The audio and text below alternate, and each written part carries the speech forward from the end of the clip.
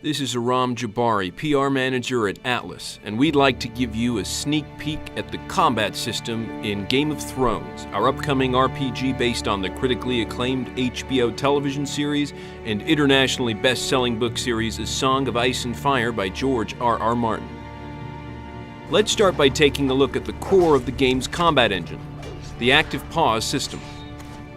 Game of Thrones is a fast-paced role-playing game where all combat, skill use, and item use happen in real time.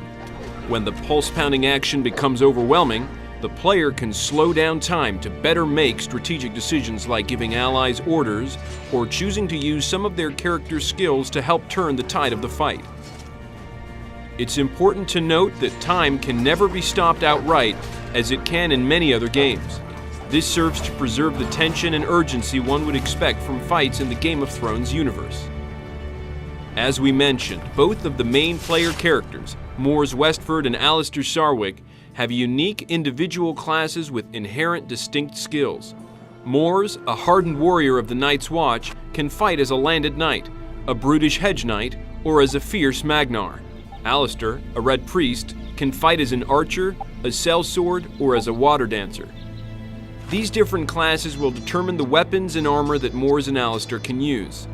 A hedge knight may use cumbersome two-handed weapons and sweeping attacks, while a landed knight will fight best with a sword and shield combination. Both of these characters will also play differently.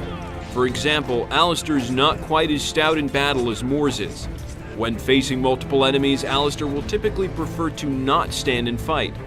To this point, Alistair will have many more options that involve engaging enemies at range, while Mors will usually need to take the fight right to the enemy.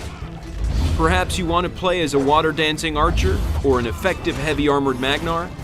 The game's multi-class customization options make these character builds possible.